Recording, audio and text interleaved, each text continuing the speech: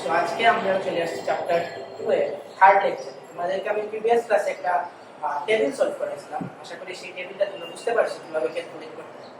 তো আজকে আসো হোলসেল আর রিটেল সেলের সংখ্যা কি। আমরা অনেকেই বুঝি না যে হোলসেল কি, রিটেল সেলার কি, ম্যানুফ্যাকচারার।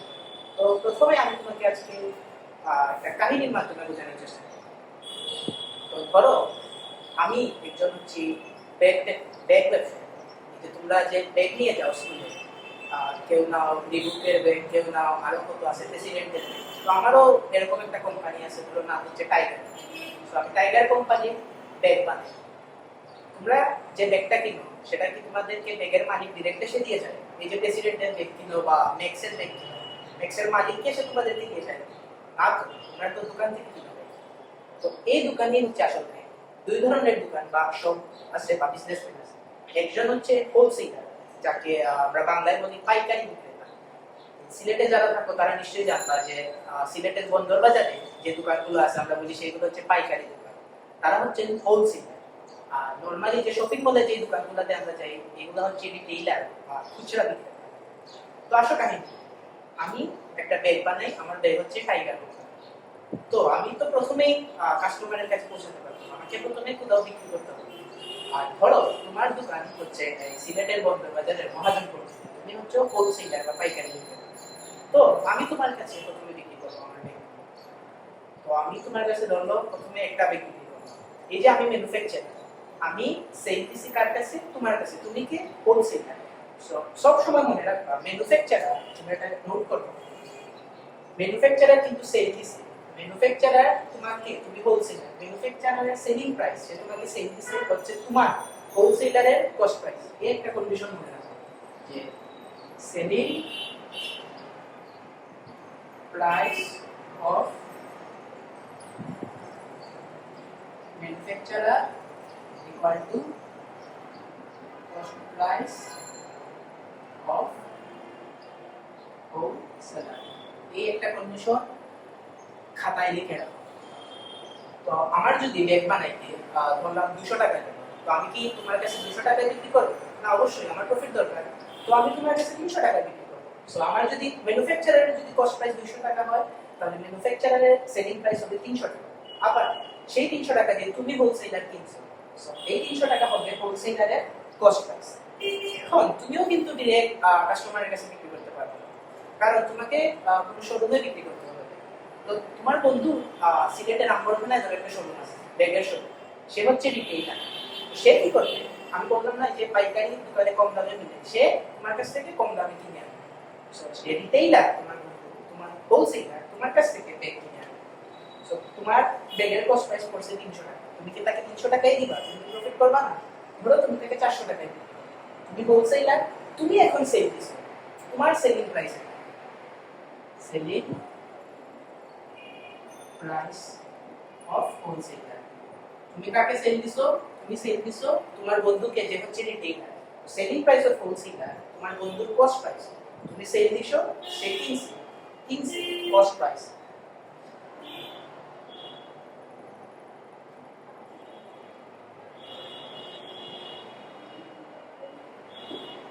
এই ধরনের ম্যাথসে শুধু এই দুটা কন্ডিশন মনে রাখবে যে ম্যানুফ্যাকচারার সেল দেয় হোলসেলারকে, সো ম্যানুফ্যাকচারারের সেলিং প্রাইস, হোলসেলারের কস্ট প্রাইস, আর হোলসেলার সেল দেয় রিটেইলার, এবং রিটেইলারের কস্ট প্রাইস হচ্ছে হোলসেলারের সেলিং প্রাইস। এবং সেই রিটেইলার সেই শোরুম থেকে তখন আমরা কিনে নেব, জেনারেল পাবলিক, আমাদের কস্ট প্রাইস হচ্ছে রিটেইলারের সেলিং প্রাইস। এই তিনটা কন্ডিশন যদি মনে রাখো, তাহলে এই যে ম্যাথসটা আছে সেটা তোমরা ইজিলি সলভ করতে পারবে। কোশ্চেনে কি বলছে?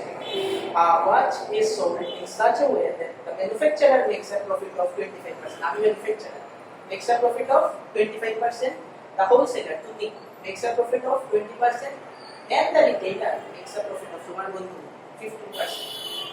একটা ইনফরমেশন দেওয়া আছে, সেটা হচ্ছে the retail selling price of watch is 690 টাকা।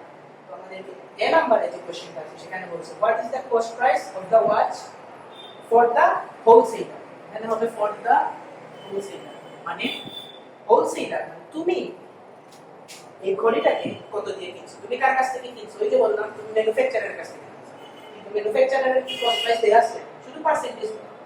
ম্যানুফ্যাকচারার 25%, তুমি করো 20%, রিটেইলার করে 15%। প্রফিটের পার্সেন্টেজ দাও, কারণ কোনো টাকার অঙ্ক দেওয়া নেই, কোনো টাকা এখানে মেনশন করবে, শুধু একটা কেসে টাকা মেনশন করছে, সেটা কোনটা? Retail selling price of watch is 690। তো তোমাকে যে আগে আমি তিনটা কন্ডিশন বললাম, সেটার মধ্যে লাস্টের যে কন্ডিশনটা আমি বলছিলাম যে সেলিং প্রাইস অফ রিটেইলার হচ্ছে তোমার কস্ট প্রাইস। সো রিটেইলার কত পার্সেন্টেজ সেল করছে আমাদের উল্টো ক্যালকুলেশন করতে হবে, কারণ আমার টাকা দেওয়া হচ্ছে রিটেইলারে, রিটেইলার থেকে রিভার্স ক্যালকুলেশন করে আমাদের হোলসেলারের কস্ট প্রাইস পর্যন্ত আসতে হবে। তো রিটেইলারের সেলিং প্রাইস হচ্ছে 690, আবার বলে দিছে যে পার্সেন্টেজ অফ প্রফিট হচ্ছে 50। গতকালকে আমরা টেবিল সলভ করছিলাম, মনে আছে? টেবিলে কি বলছিলাম, এই ধরনের কেসে যখন তোমার কস্ট প্রাইস দেয়া থাকবে না, প্রফিটও দেওয়া থাকবে না, শুধু পার্সেন্টেজ দেওয়া থাকবে, আমরা ধরবো লেট কস্ট প্রাইস। এটা যদি সলিউশনে আসে, প্রথমে লিখবো let cost price of retailer কত, x, কিন্তু না, আমরা বলছি এই ক্যালকুলেশনে সব সময় 100 ধরবো। সো এর 15% প্রফিটে এই 100 এর মধ্যে তার প্রফিট কত হবে? 15 টাকা। এর 15% প্রফিট হচ্ছে 15 টাকা। সো সেলিং প্রাইস কত হবে?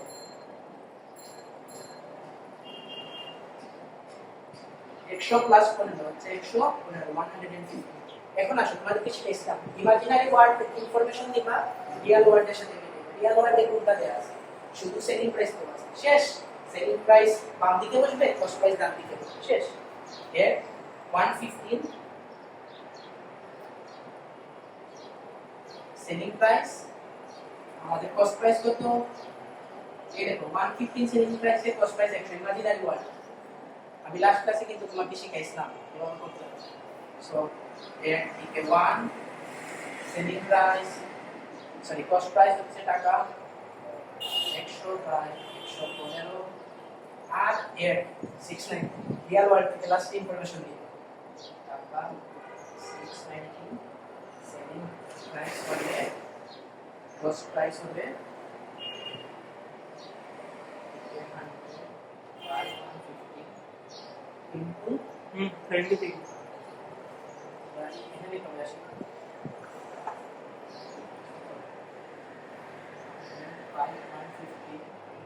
690। তোমরা ক্যালকুলেশন করো, দেখো কত আসে। 600 টাকা। সো এই যে 600 টাকা, এটা কার কস্ট প্রাইস? এটা কিন্তু রিটেইলারের কস্ট প্রাইস। এই যে রিটেইলারের কস্ট প্রাইস হচ্ছে 600 টাকা। আমরা একটা ইনফরমেশন পাইছি, এটা তুলে দিলাম। আমরা যে ইনফরমেশনটা পাইছি সেটা হচ্ছে cost price of retailer, cost price of retailer কত পাইছি? 600 টাকা, 600। এখন মানে ওই एग्जांपल এ বলছিলাম কন্ডিশন, রিটেইলারের কস্ট প্রাইস কার সেলিং প্রাইস? হোলসেলারের সেলিং প্রাইস। হোলসেলার কে ছিল एग्जांपल এ? তুমি ছিল। তো তুমি তোমার বন্ধুকে বেচছো, তোমার বন্ধুর কস্ট প্রাইস রিটেইলারে, তোমার সেলিং প্রাইস হোলসেলারের সেলিং প্রাইস। সো আমরা লিখতে পারি সেলিং প্রাইস অফ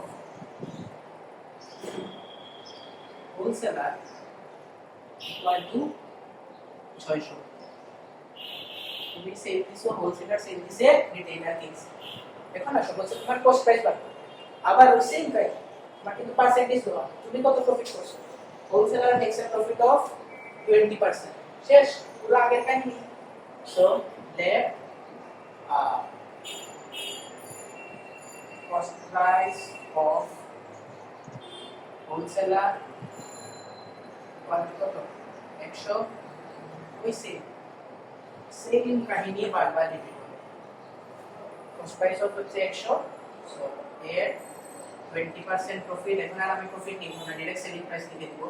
100 টাকা কস্ট প্রাইস হইলে 20% প্রফিটে সেলিং প্রাইস কত? আমরা সবাই জানি 120 টাকা।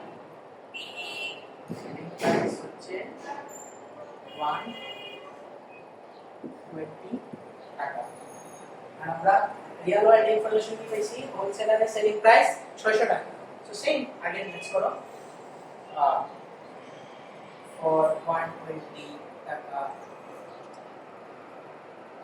সেলিং প্রাইস, আমি শর্টকাটে লিখতেছি, সিপি হচ্ছে কস্ট প্রাইস, কত টিকে 100 ফর এখানে হবে টাকা 1 শর্টকাটে লিখি